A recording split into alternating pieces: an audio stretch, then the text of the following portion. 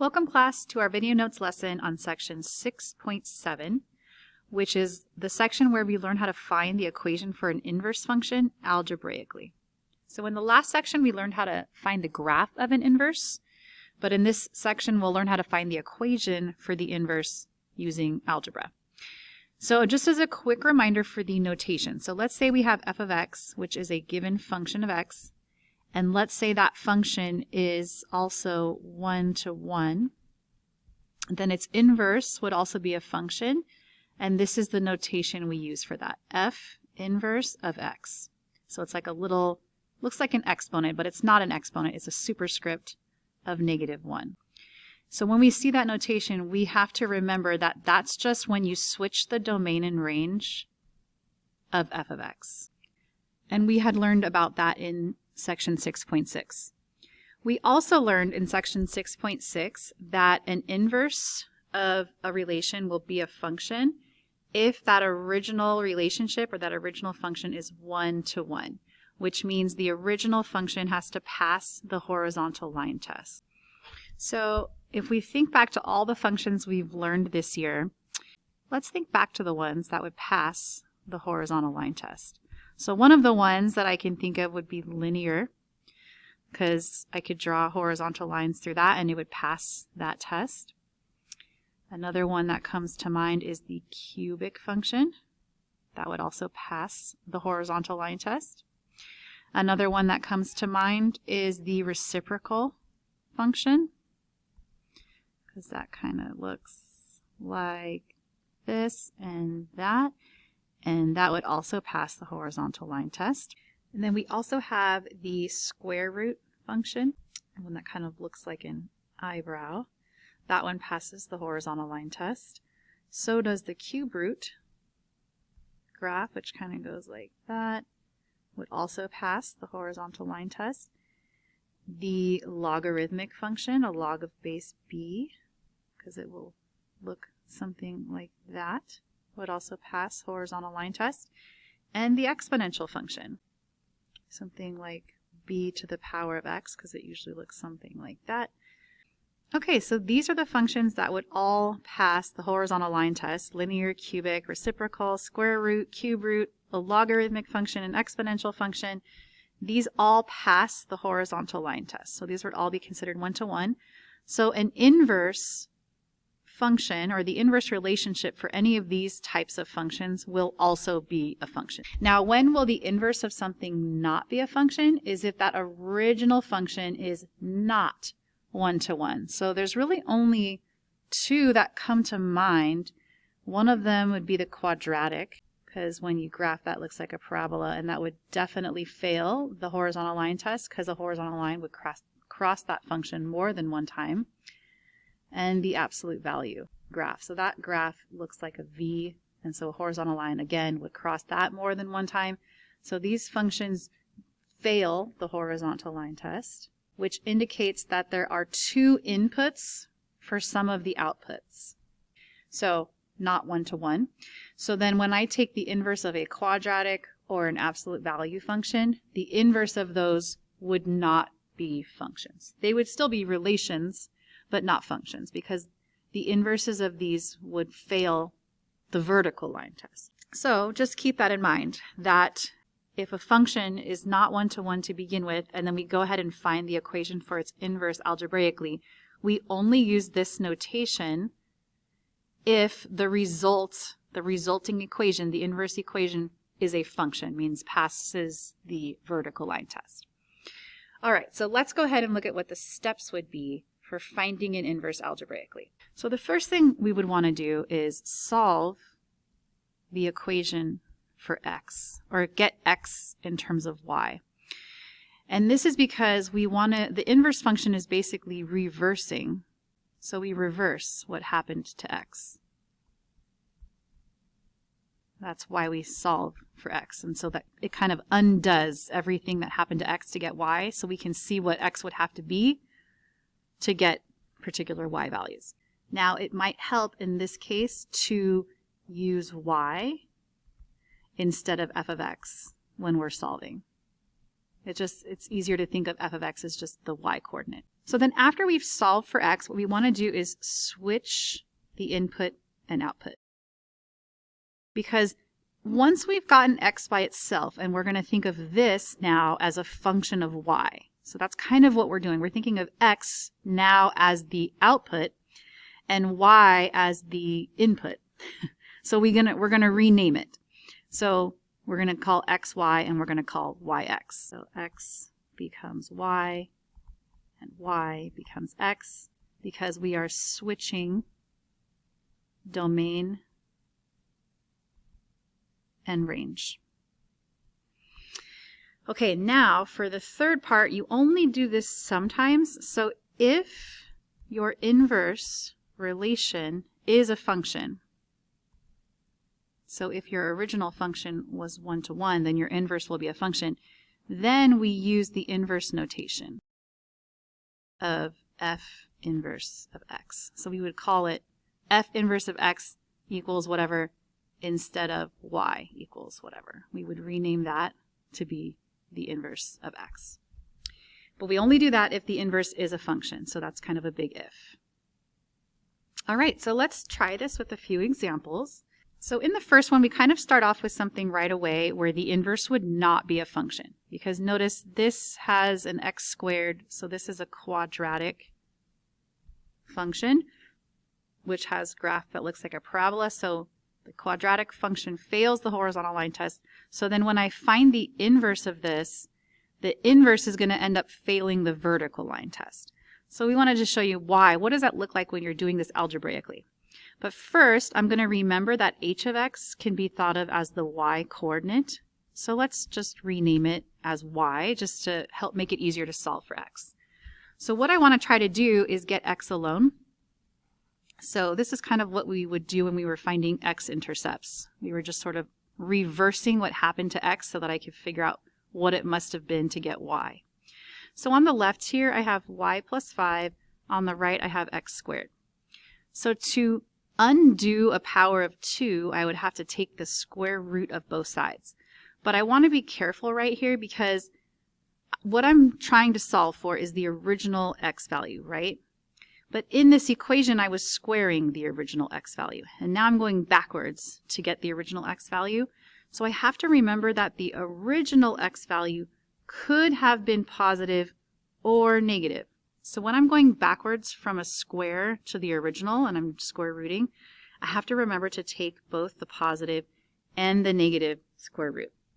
So this was step 1. So this is the reverse function from what we were doing here. Here we were squaring x and then subtracting 5 to get y. So if I want to go backwards, I would have to add 5 to y and then square root it to get x. And I would need to take a positive and a negative square root. Now, what I'm going to do is switch x and y. So now I want to think of the x as my output. So I'm going to call that y.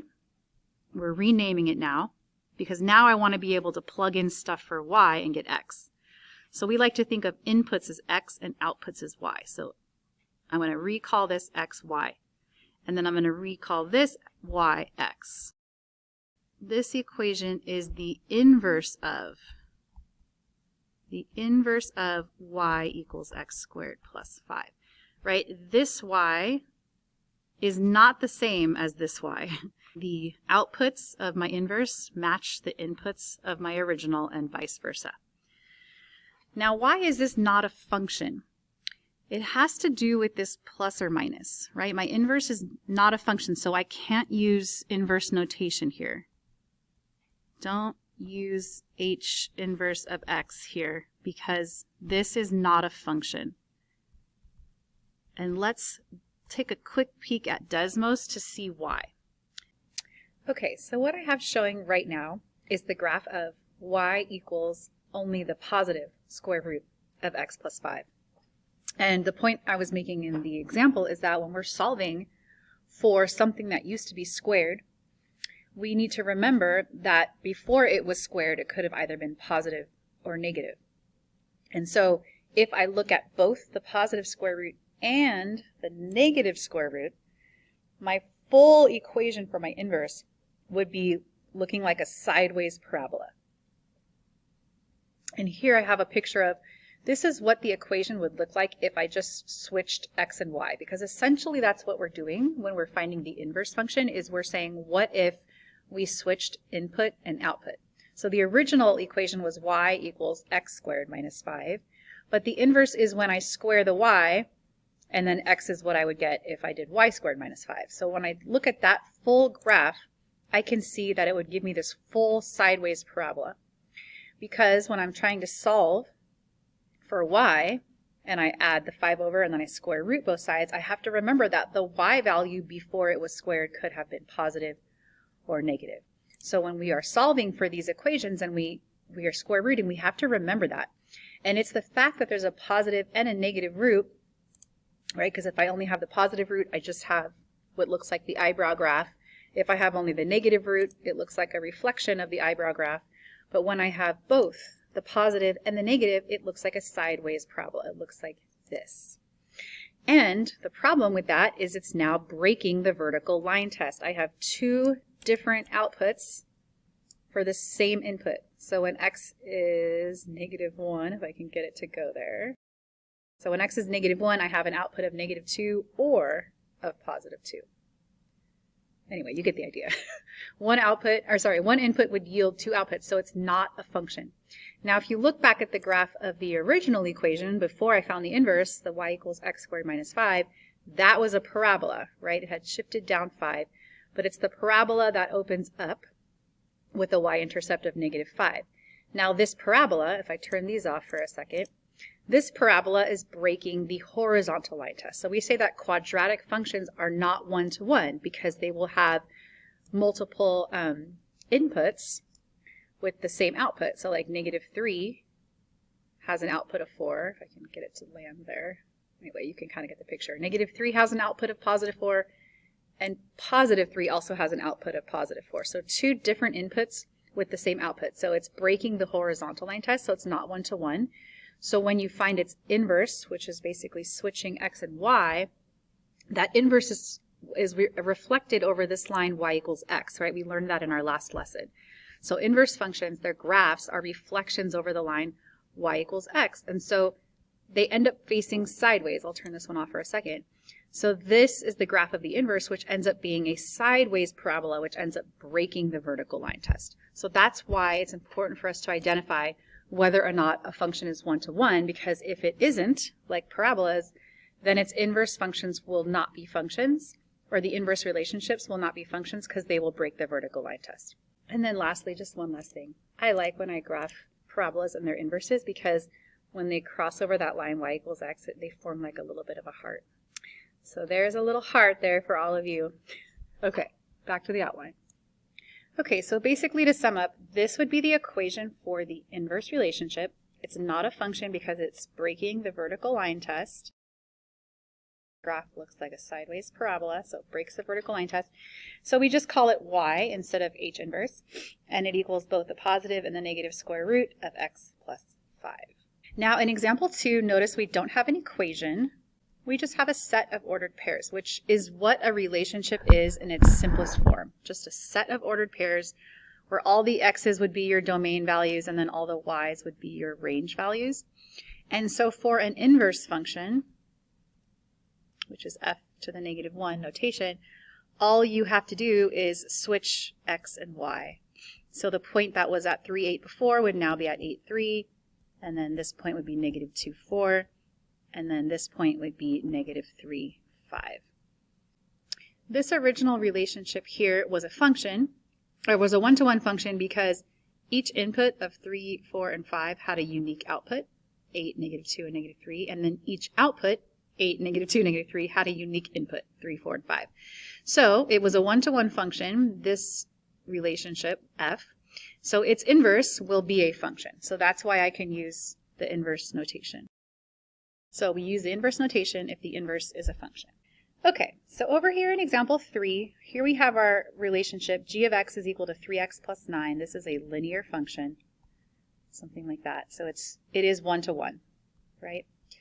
So I know that its inverse will be a function. And for the sake of finding the inverse, I'm going to just call g of x y. And then I'm going to solve for x. So I'm going to subtract 9 from both sides and then divide everything by 3. So because I have a common denominator of 3, I can do y divided by 3 separately and then 9 divided by 3 separately. So maybe I could think of that as 1/3 y minus 3, because y over 3 is the same thing as 1 over 3 times y. So this is what I get if I solve for x. So that would be if I wanted to plug in something for y and figure out what x value that would have had to be. So now I'm making y the input and x the output. So I did step 1, and so that's step 2 is to go ahead and switch x and y because I want x to be the output. So instead of calling it x, I'll call it y. And then in here, instead of calling it y, since I want this value to represent an input, I'm going to call it x. So I have y is equal to 1/3 x minus 3. Here's my original equation. This would be the inverse of that. Now, because this is a function, I'm going to go one step further and use the inverse function notation. So the y, since it's technically referring to what used to be x, right? This is referring to my original input, has now become the output. I'm going to call it g inverse of x is equal to 1/3 x minus 3. Now remember, this x is the old y. These values here used to be the y values from the original function, and this g inverse of x is the old x.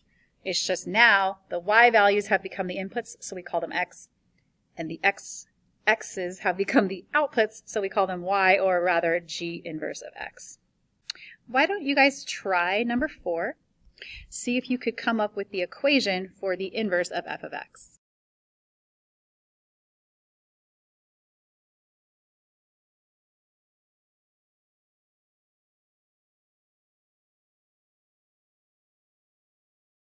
Okay, so quick recap.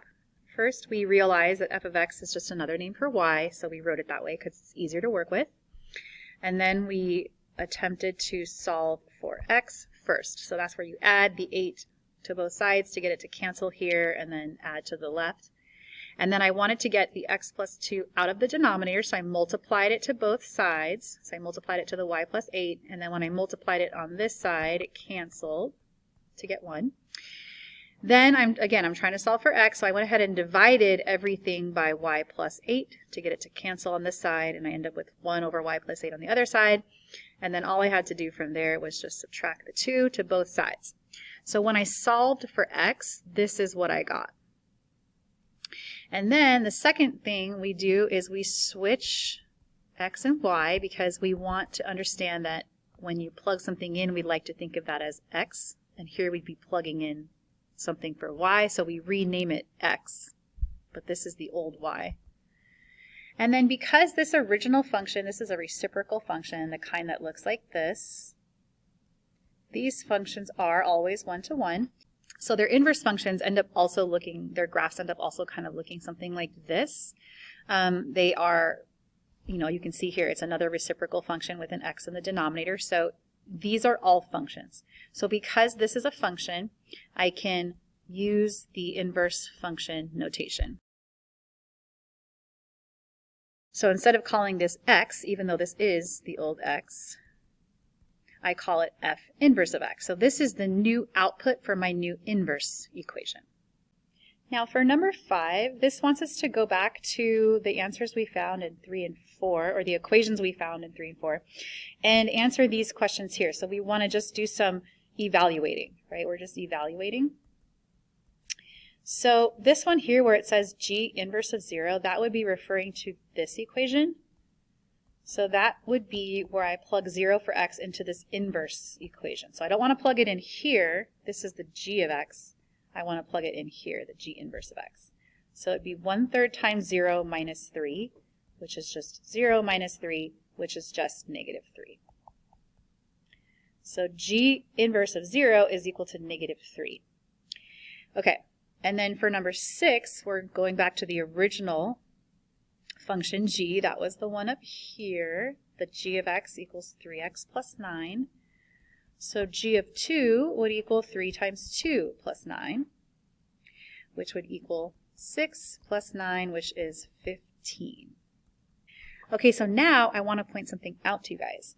Once we know a point, like an ordered pair, on one of our functions, so this would be an ordered pair on the inverse function for g, and this is an ordered pair on the original function g. Just call it g of x.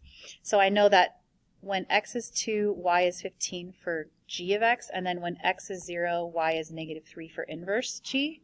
So then this also lets me know that if I were to plug in negative 3 for x in the g function, that would be 0. So the g inverse function switches the x and y from the regular g function. So I know that the point negative 3, 0 would be on the g of x function, because I could just switch the x and y from here. Similarly, since 2, 15 is a point on the original function for g, then I know that if I were to plug 15 into the inverse function, I would get 2 in return, because what used to be y for the original function becomes x for my inverse function, and vice versa. So I know that 15, 2 would be a point on my inverse graph. So once you find a point on the original, you just flip the x and y, and that could give you a point on the inverse. Okay, so let's look at number 7. This one wants me to find x when g of x is 3. So that means if the y value is 3, find x. So there's one of two ways I could do this. I could either take my original g of x function, which was 3x plus 9, and set it equal to 3.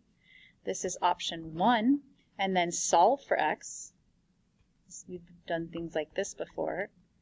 So I can see that x would be negative 2. If my output was 3, x could be negative 2. So that's one way to do this. Or another option for solving this would be to say, okay, back in number 3, I already solved for x, for like any y, right? I already figured out how I could find x given y by using this expression, right? This is going to tell me what the x was that gave me a specific y. So I could plug it into my inverse function. I could find g inverse of 3, because the old y from the g function becomes the x from the inverse g function. So I could just do 1/3 times 3 minus 3. 1/3 times 3 is just 1. Minus 3 is negative 2, because those cancel. So either way, I could figure out that on the original g function, the x must have been negative 2 to give me a y value of 3. Why don't you guys go ahead and try number 8?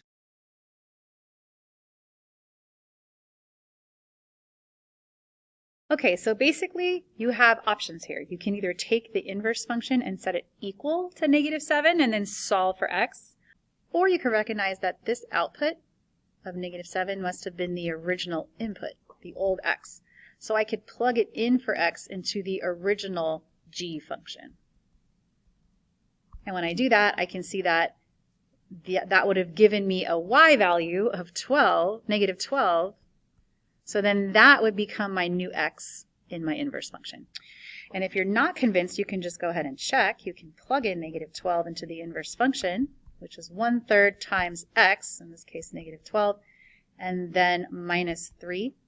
So 1/3 times negative 12 over 1 would become negative 4, because 3 can divide into 12 4 times, and then minus 3, yes, I get negative 7. So the value of negative 12 when plugged into the inverse, because that's what we're trying to find, what value plugging into the inverse will give me negative 7, the value of negative 12 will accomplish that.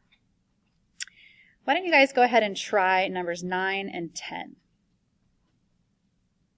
Okay, so really quickly, all you have to do for this one is plug in 0 into our equation for f of x from number 4. And just a quick recap, that was 1 over x plus 2 minus 8. So we just plugged in 0 for x and evaluated. And then for number 10, all we have to do is plug in 0 into the inverse equation we found, which, as a quick reminder, was 1 over x plus 8 minus 2. So I just plugged in 0 in place of x and then evaluated from there. Why don't you guys also go ahead and try numbers 11 and 12. Okay, so for number 11, again, there's two options for solving this one. We're trying to find what I'd have to plug into the original function to get out a negative 7. So I can remember that if I switch x and y, right, which is my inverse function, that's what it does, then that means negative 7 would be the input of that function. So f of x equaling negative 7 would mean the same thing as f inverse of negative 7 equaling whatever this x value should be. So I took negative 7, I plugged it into my inverse function for f, which was right over here, plugged it in right there. So then negative 7 plus 8 was just 1, right? So 1 over 1 is just 1 minus 2 is negative 1. So that's what I get out from the inverse function when I plug in negative 7. So then that must be what I have to plug in to the f function to get negative 7. My answer must be x equals negative 1. So you can check. You can go ahead and plug negative 1 back in for f. So I plugged negative 1 in for x into the original function and got got 1 minus 8, which is negative 7. So that makes sense. That means if I plug negative 1 in right here, which is what it was asking me to find, what would the x be to give me an output of negative 7? It would be negative 1. Similarly, over here for number 12, I just said, okay, if negative 4 is the output for the inverse function, that must mean it would be the input for the original function, because inverse and original switch input and output. So I just plugged negative 4 into the original function. So 1 over negative 4 plus 2 minus 8, the negative 4 plus 2 is negative 2. So it became negative 1/2 minus 8, which is negative 8.5 or negative 8.5. So that tells me that that would have to be the value I would plug into the inverse to get an output of negative 4. So we can check that right here. We can plug negative 8.5 into my inverse equation. So that's 1 over x plus 8. I plugged in negative 8.5 for x minus 2. And then negative 8.5 plus 8 would be negative 0.5.